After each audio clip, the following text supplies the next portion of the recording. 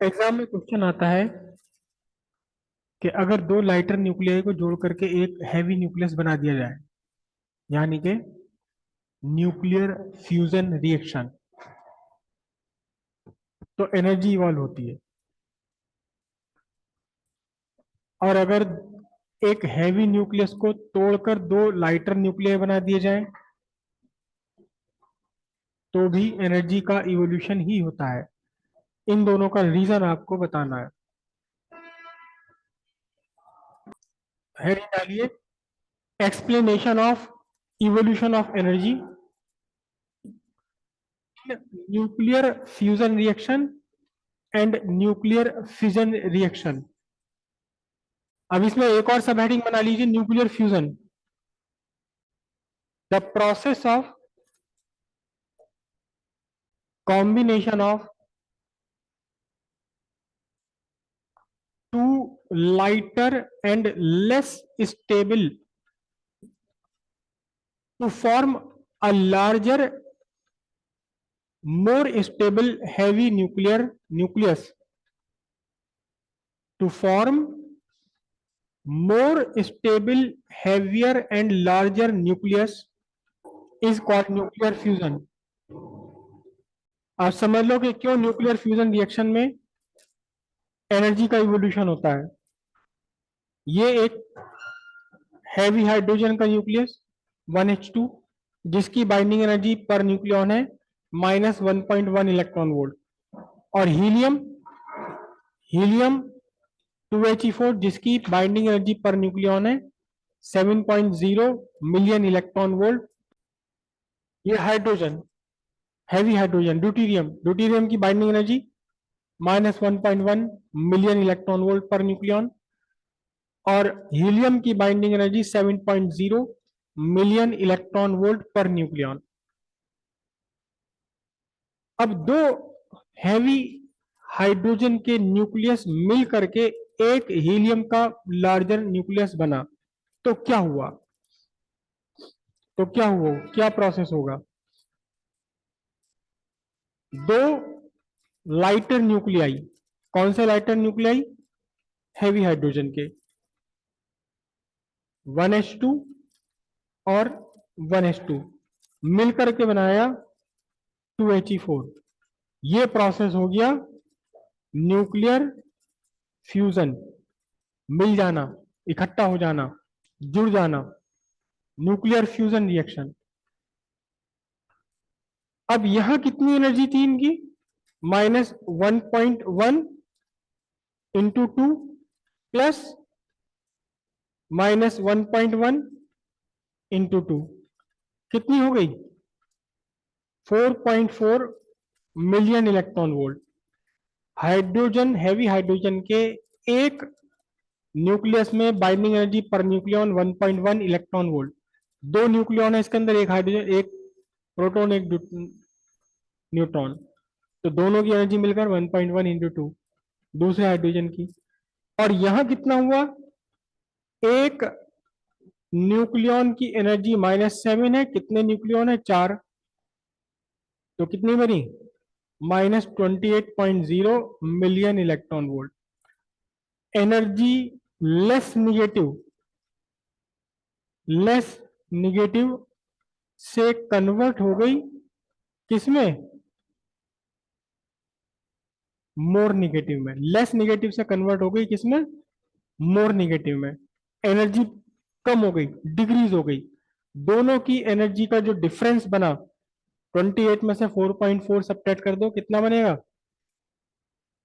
23.6 million electron volt energy का क्या हुआ? इवोल्यूशन हो गया। ये एनर्जी इवॉल्व हो गई। कितना? 23.6 मिलियन इलेक्ट्रॉन वोल्ट का इवोल्यूशन हो गया। ये न्यूक्लियर फ्यूजन रिएक्शन में एक्सप्लेनेशन है किस चीज का?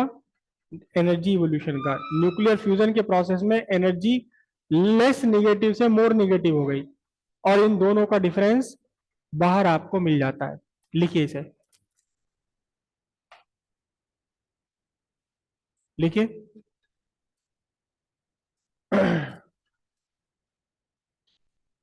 In nuclear fusion reaction,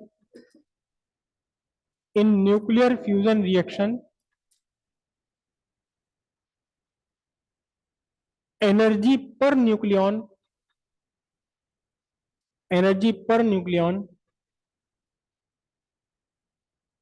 changes from less negative to more negative value, less negative to more negative value, and the difference of two energies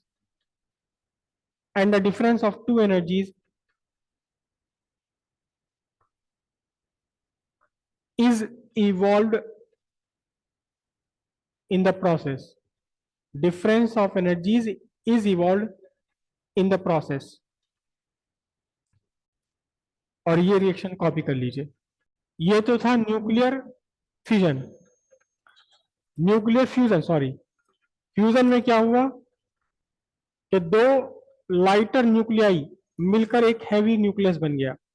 तो जो हैवी न्यूक्लियस बना ये आपका आयरन के क्लोज चला गया. यानी कि मोर स्टेबल हो गया. जितना आयरन से दूर है न्यूक्लियस उतना ही ज्यादा अनस्टेबल है.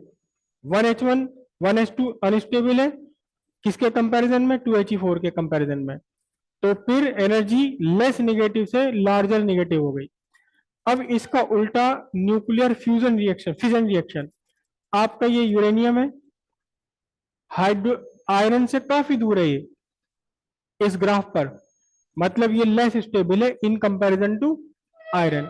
अगर आप इसके दो पार्ट कर दें, तोड़ करके यूरेनियम के दो पार्ट कर दें, तो वो पार्ट कहां पड़ेंगे, आयरन के ज्यादा पास आ जाएंगे. मतलब फिर से लेस निगेटिव से मोर निगेटिव बन जाएगी बाइंडिंग एनर्जी पर न्यूक्लियन. और फिर से क्या होगा, फिर से जो डिफरेंस ऑफ एनर्जी है वो बाहर निकल कर आ जाएगी.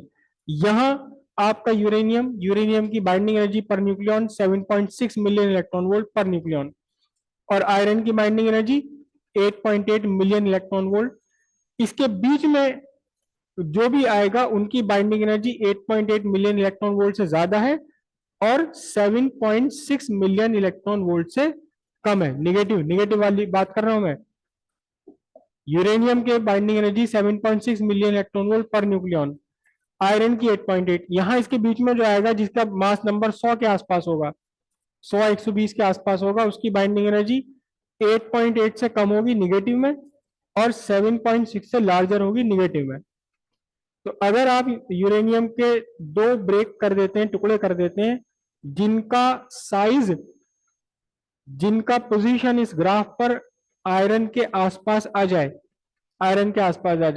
तो लेस निगेटिव से मोर निगेटिव बन गया बाइंडिंग एनर्जी पर न्यूक्लियस लेस स्टेबल से मोर स्टेबल बन गया. तो भी क्या होगा, तो भी एनर्जी का इवोल्यूशन ही होगा. इस तरह से अगर आप दो छोटे न्यूक्लियस को जोड़कर एक बड़ा न्यूक्लियस बनाते हैं तो भी एनर्जी का इवोल्यूशन है, और अगर आप एक हैवी न्यूक्लियस को तोड़कर दो छोटे न्यूक्लियस बनाते हैं तो भी एनर्जी का इवोल्यूशन ही होता है. हेडिंग डालिए आप. Next heading nuclear fission, FISSION, nuclear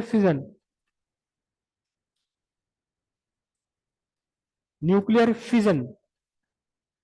the splitting up of less stable heavy nucleus into two or more stable lighter nuclei by the bombardment of suitable particle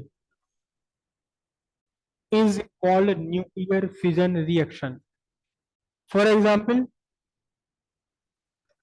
fission of uranium 92-235, uranium 92-235, ये एक unstable nucleus है. 92-235, atomic number 92, mass number 235, sorry, uranium 92-235. इस पर आपने एक neutron का bombardment किया और ये ब्रेकअप हो गया into two lighter nuclei, barium और क्रिप्टन में. बेरियम 56 144 और क्रिप्टन 3693 और साथ साथ 3 न्यूट्रॉन और इसमें से निकलकर अलग चले गए। तो यहां इसकी बाइंडिंग एनर्जी पर न्यूक्लियॉन कितनी थी? 7.6 मिलियन इलेक्ट्रॉन वोल्ट पर न्यूक्लियॉन।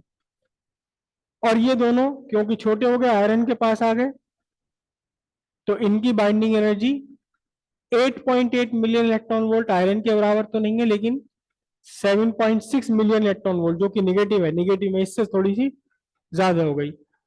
और मैं एग्जैक्ट वैल्यू नहीं जान रहा लेकिन मैं ले रहा हूं, सपोज 8.2 मिलियन इलेक्ट्रॉन वोल्ट हो गई, 8.4 मिलियन इलेक्ट्रॉन वोल्ट हो गई दोनों की मिलकर के। तो यहां टोटल कितनी एनर्जी, ये एग्जैक्ट वैल्यूज नहीं है, ये राइट वैल्यूज नहीं है, मैं सिर्फ एक आइडिया से ले रहा हूं। तो यहां टोटल एनर्जी कितनी है? -7.6 इंटू 235। यहां कितनी एनर्जी है? 8.2 into 10 to the power into 144। और यहां कितनी है? -8.4 इंटू 10 टू दी पावर, वो सॉरी, इंटू 93। अब इसको कैलकुलेट कीजिए, इन दोनों को कैलकुलेट कीजिए, पता चलेगा ये लेस निगेटिव है, ये दोनों जाकर के ज्यादा हो रही है निगेटिव में, और इन दोनों का जो भी डिफरेंस है वो कैसे हो गया? वो आपका एनर्जी की फॉर्म में बाहर इवॉल्व हो गया।